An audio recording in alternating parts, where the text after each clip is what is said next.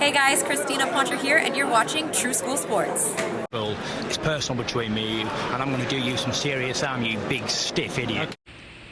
The untouchable True School Sports Empire proudly presents something the boxing game's been missing. Hey, what's going on? It's your boy BT, and I came here to talk some boxing with the thousands of True School Sports subscribers. Now, we talked a lot about Janibek and how Demetrius Andrade ducked him, and we're going to put that to bed. We're going to move past that. We've already established that here on True School Sports, so we don't got to beat a dead horse.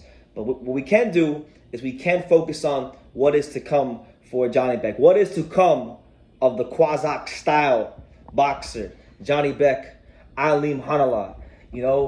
What's to come of him? Because the reality is, Janibek, without even throwing a punch, without even having so much as a press conference, is changing the entire landscape of the middleweight division. Dudes don't want to fight him. He's too high risk. He's too low reward in their eyes, because that's all bullshit. Then that's that bullshit boxing talk. There's a lot of reward in beating a guy like Janibek, because anybody who's watching Janibek, who can see what I can see, who has trained eyes that knows what they're watching in the boxing ring, knows that this guy is serious. He's the real deal. He's one of the best, most skilled middleweights in the world today. And anybody who says otherwise either A, hasn't taking the time to properly study him, his fights, his style, what he's good at, or B, they're just a freaking fanboy of a fighter that ducked him, whether it be Andrade, whether it be Munguia, or whether it's about to be Jermall Charlo, because Janibek, after Andrade moved out the division and put his track shoes on, and after Munguia put his track shoes on him and they don't want to fight him, Janibek is now calling out Jermall Charlo, and he said, and I quote, "I want to fight Jermall Charlo and get this WBC title. This will be pretty easy work." So there you have it. Now, we know that Jermall Charlo doesn't want to fight anybody. Forget Janibek. He doesn't want to fight anybody at middleweight. Very talented fighter, but really has kind of regressed as a fighter and been stagnant as far as his development is concerned.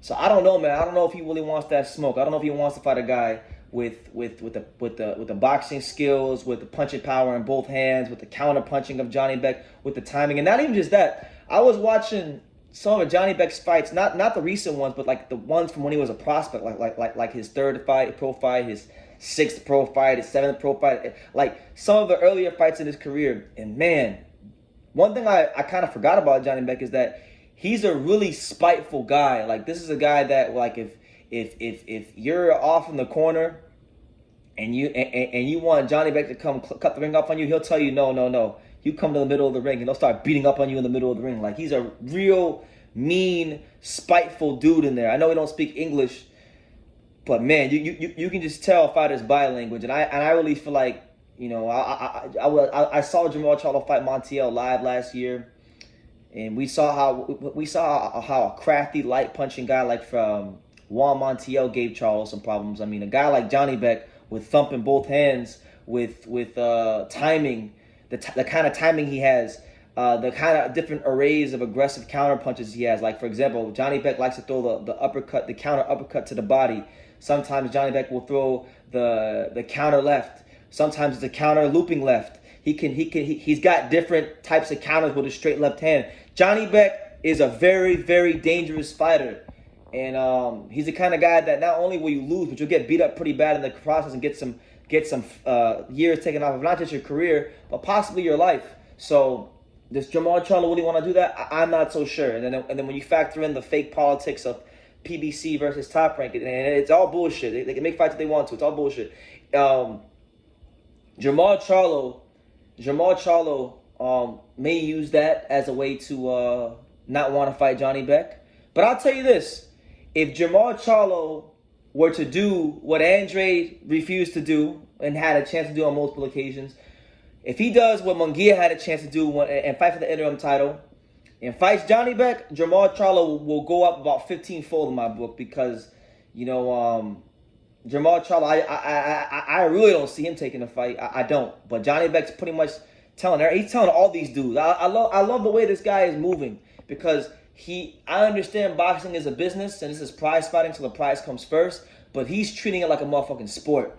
Like, look, he's telling these guys, you can't fuck with me. You're easy work. I will knock you out. not only will you lose when you fight me, you may lose a fight, but you also lose your health and possibly your life. Like I love the way he's moving. He's talking like a fighter.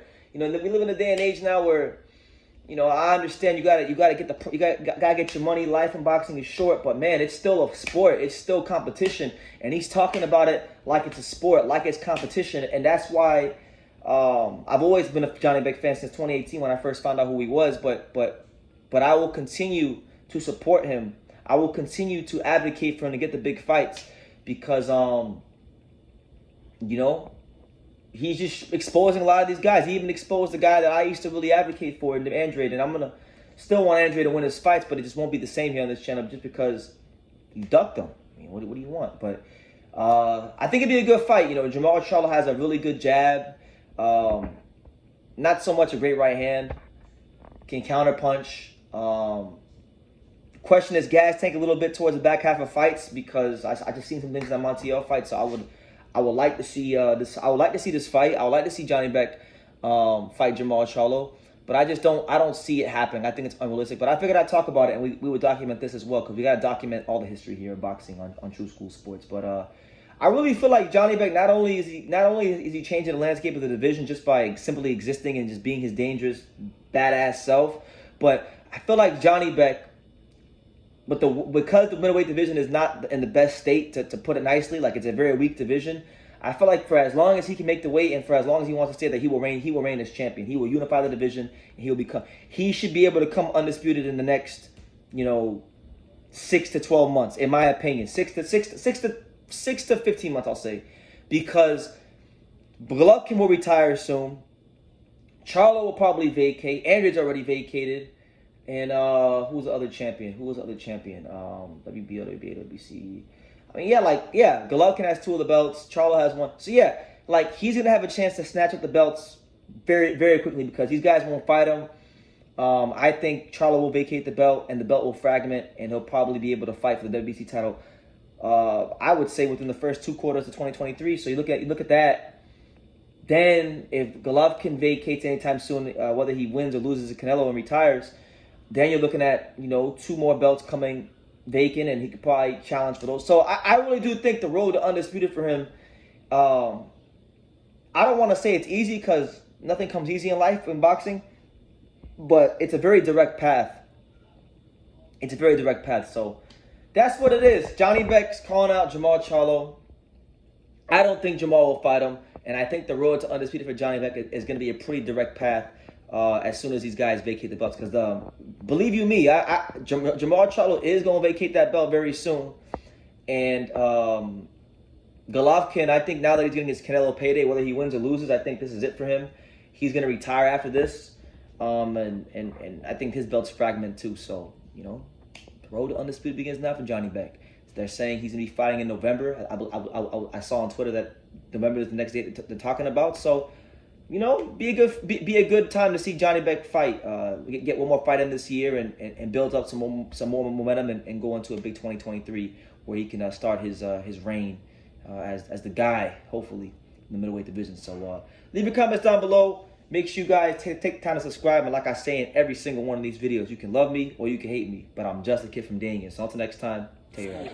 Thank you for watching True School Sports. No, follow this kid. Oh. He's a true, he's a young, true, passionate person who follows boxing. He wakes up thinking about boxing and he goes to sleep thinking about boxing. This is true. Good kid, good man, and looking forward to seeing him everywhere in the boxing world. Hey man, if you ain't subscribed to True School Sports, you fucking up, man. Make sure you subscribe, bro. Fucking up big time. Make sure, man.